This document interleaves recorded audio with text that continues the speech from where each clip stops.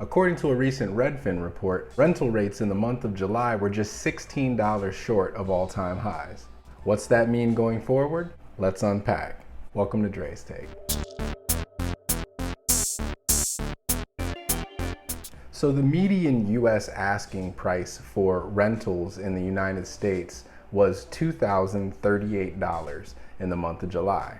That's just $16 below an all-time high set in August of 2022, but only 0.3% higher than last year at this time. Are we seeing a reversing trend? Are rental rates going down? What does this mean? Well, at the onset of the higher interest rate environment, many investors shifted away from the single-family home market and pivoted into multi-family projects. They started building more and more multi-unit dwellings, apartment buildings, etc.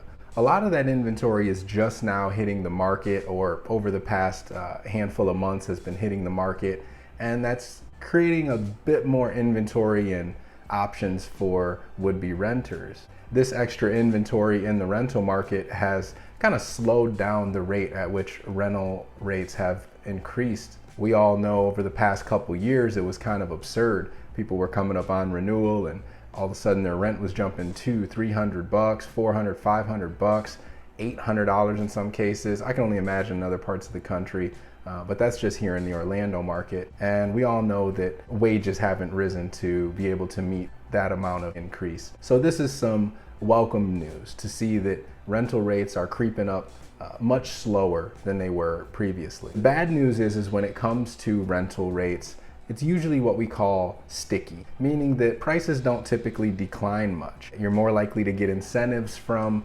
apartment complexes or property managers, such as a free first month's rent, things of that nature. But it's unlikely that the actual monthly rental rate will drop, but they are luckily moving up at a slower pace. Unfortunately, that number has been exacerbated to a point that's just unrealistic anyway. I can't believe it. When I first got my first apartment in 2008, I believe, when I moved to Gainesville, Florida, I think my rent was $550, $570 or something like that. And by the time I left there 6 years later in 2013, my rental rate was only $650, and that included my utilities. So, barely rose each year.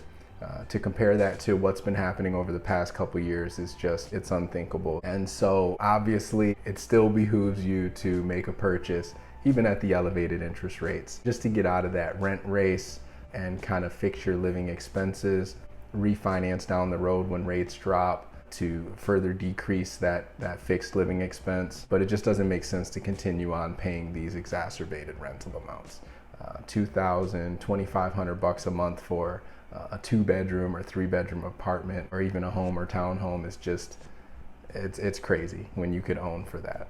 Anyway, if there's anything I can do, feel free to reach out. I just wanted to drop in and share this bit of news. The good news is the rental increases are slowing down. Should be a welcomed reprieve from folks that have a renewal coming up soon. If you're looking to get out of that race and get into a home of your own, I'm always happy to help.